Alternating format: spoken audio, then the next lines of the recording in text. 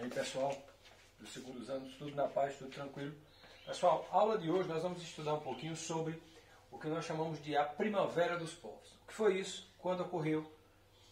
Que fenômeno é esse que acontece em toda a Europa? Bem, para a gente ter uma ideia, nós devemos estar lembrados que houve na Europa a Revolução Francesa, de 1789, houve a Revolução Industrial, anterior a isso, mas a Revolução Francesa, que justamente combatia o antigo regime monárquico, o absolutismo monárquico, só para a gente lembrar, certo? O que é que vai ocorrer depois da Revolução Francesa? Depois da Revolução Francesa, vai surgir o que a gente chama de reação conservadora, que é o Congresso de Viena na Áustria, certo?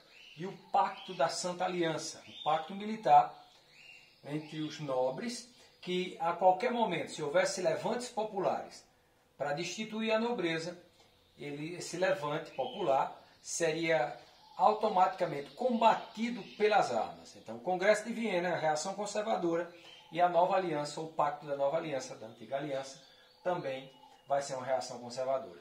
O que é que vai ocorrer? Após essa reação conservadora, vai haver uma reação popular, tá certo? Que é chamada de Primavera dos Povos. Então, o Congresso de Viena estabelece o absolutismo, ou reestabelece o absolutismo, certo? Diversas revoltas começaram a emergir na Europa a partir do Congresso de Viena. Lembrando?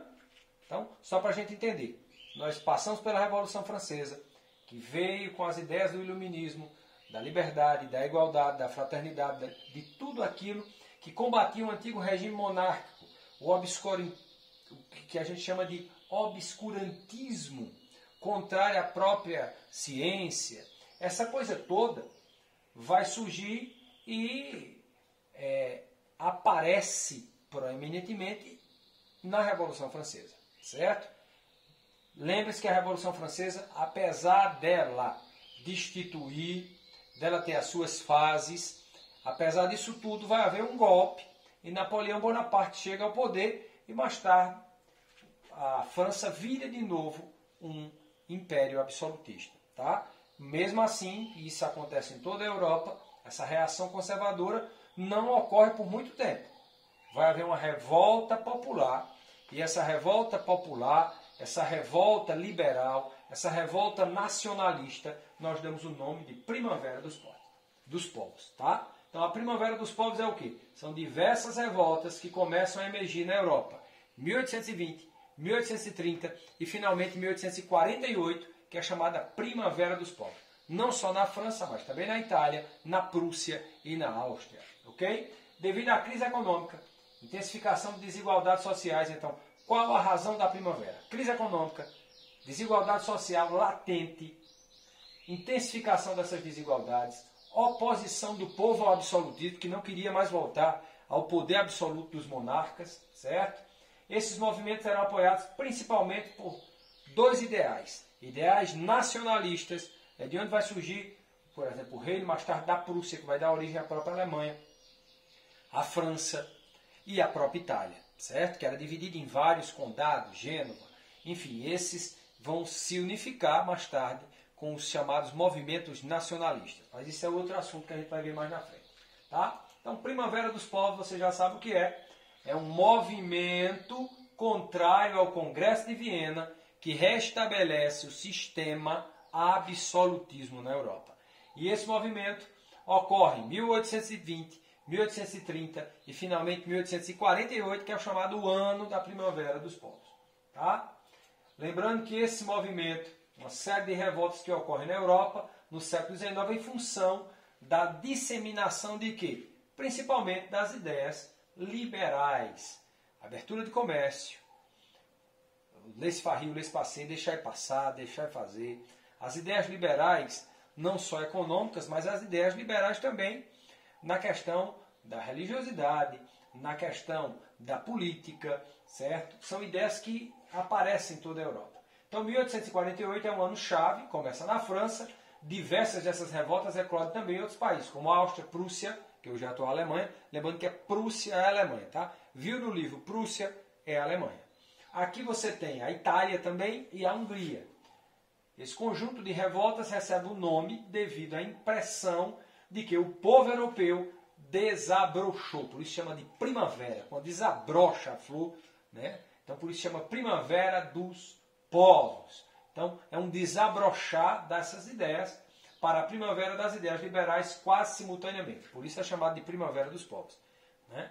Então só para lembrar, é um conjunto de revoltas que recebe o nome, que dá a impressão de que o povo europeu desabrocha para a primavera das ideias liberais em 1820, 1830 e 1848. Ok? Primavera. Os movimentos resultaram na consolidação do poder político da burguesia. Professor, quem é a burguesia? Burguesia é aquela antiga classe social, gente, que vivia ao redor dos castelos, as feiras medievais, burgos. Essa classe social vai ter uma ascensão na Idade Moderna e, posteriormente, esses burgueses vão se transformar nos chamados capitalistas, mercantilistas, depois capitalistas comerciais, isso já na época da Revolução Industrial. Tá? E essa burguesia é quem vai ditar as regras, as normas, né, que vai ser muito comum a ótica burguesa e também com a nova religiosidade protestante que surge na época, que valoriza o trabalho, o lucro, essa coisa toda. Tá? Então, Primavera dos Povos. Primavera dos Povos na França, que é o que nós vamos falar.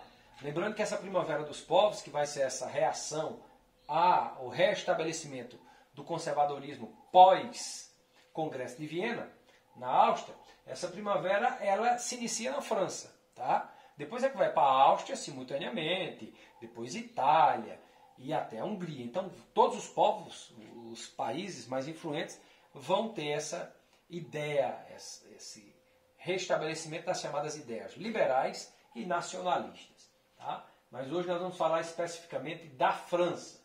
O que é que vai ocorrer na França? Primavera dos Povos. País pioneiro da Primavera dos Povos. Tá? Vocês vão ter no livro de vocês já, pessoal do segundo ano, já vai ter aí uma revolução em 1830, em 1820, depois 1830, vai ter uma revolução, nós vamos fazer uma atividade sobre isso depois. E aí você vai ter um país pioneiro, né? Restaurada a monarquia na França. É interessante que a França passa por todo aquele período, né, de revolução, mas depois regressa ao absolutismo monárquico e Carlos X, ou Carlos X, como queira, assume o trono e instaura o terror branco. O que é o terror branco? Atos de violência contra opositores socialistas e comunistas, certo? Então, que nós vamos estudar também quem são os comunistas, quem são os socialistas, de onde vieram também essas ideologias, que são tão pregadas hoje em dia, né? O pessoal fala muito disso, praticamente ninguém é mais comunista hoje em dia, de carteirinha mesmo, adepto, né? Essa coisa toda. Nem socialista, né? As pessoas não se autoproclamam isso. Mas hoje em dia, infelizmente, depois da internet e das chamadas fake news, ou das mentiras espalhadas por aí, e da completa, olha só, falta de conhecimento histórico.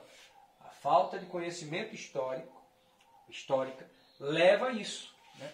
As pessoas regressarem, conversarem, falarem do que não entendem. Então, só para lembrar, nessa época haviam socialistas, comunistas, e esses atos de Carlos X vão ser contrários. Então, ele instaura um verdadeiro terror, mantém por certo tempo a Câmara de Deputados, pares e eleições, né?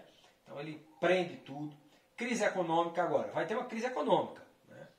Grave essa crise econômica. O rei perde espaço na Câmara de Deputados e por conta disso fecha a Câmara de Deputados, né? A Câmara de Deputados ela acaba se tornando uma grande oposição a esse rei, justamente pela pressão popular, pela crise econômica que aparece na França. Então o rei, o que é que ele faz? Ele dá um golpe. Seria o segundo golpe do Brumário aí, né? Já que Napoleão deu um golpe do 18 Brumário. Mas aí, especificamente, Carlos dá um golpe, né? E mais tarde, a Câmara, né, depois de que ele fecha, fomenta mais ainda a oposição, depois que ele fecha essa Câmara dos Deputados, e essa oposição acaba exilando Carlos. Tá? Então, monarquia de Júlio foi retirada, né? Carlos é retirado. Então, só para lembrar, o que é que vai acontecer na França? Nós vamos ter alguns atos do rei Carlos X, né? Contra os socialistas, opositores, essa coisa toda. Fecha-se a Câmara, ele fecha a Câmara é uma reação popular e ele acaba sendo exilado. Mais tarde, um sobrinho de Napoleão, Luís Filipe de Orleans, né? Que concorda com o governo liberal, a monarquia parlamentar, ele vai tomar conta, né? E acaba chegando ao poder na França. Então, a monarquia parlamentar ocorre em julho, Luís Felipe governa para a alta burguesia, desagrada os demais setores da sociedade. Entre suas medidas estão o voto censitário, não sei se vocês sabem, o que é voto censitário? Só votava naquela época quem tivesse determinada quantia em dinheiro. Então, o voto era dado para os ricos, por pessoas de posses, por pessoas abastadas, certo? É o chamado voto censitário. Fim da censura e fim do catolicismo oficial. Agora, isso é um avanço, né? Você vai ter a censura, não vai ter mais, a imprensa pode falar livremente, o que é muito interessante, e o fim do catolicismo. Então, você não vai ter uma religião oficial, certo? Já começa a se instituir na França, em pleno século XIX, a ideia de uma sociedade laica.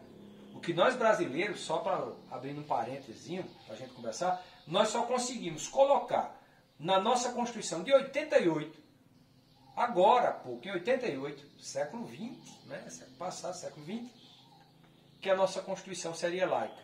E hoje em dia o pessoal já está querendo mudar isso, porque acredita que a maioria deve se opor à minoria, enfim, se a maioria é cristã. Quer dizer, o Brasil, ele é interessante que nós conseguimos retroagir aí 200 anos, numa questão de canetadas, em pouco tempo. Mas vamos voltar aqui. Então, Luís Felipe governa para a alta burguesia. Primavera dos povos na França. A oposição cria a política dos banquetes, onde refeições eram oferecidas à população. É interessante esse lado.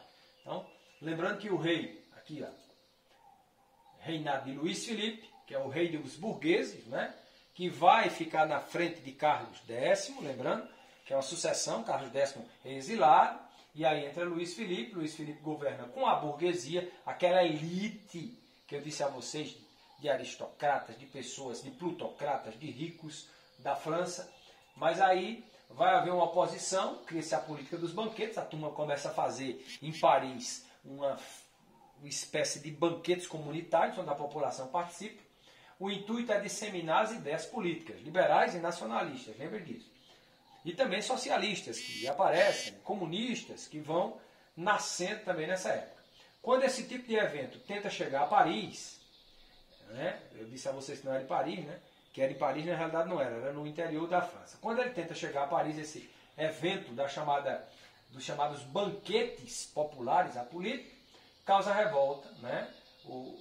A Paris é proibido que esses eventos. Então o povo com fome, o cara quer comer, ele não entende porque o rei proibiu, apesar de ter todo um lado. Então são armadas barricadas contra o governo e a Guarda Nacional adere à revolta. Então o governo aí, para diminuir a indignação popular, os autores do veto são demitidos, mas nada resolve.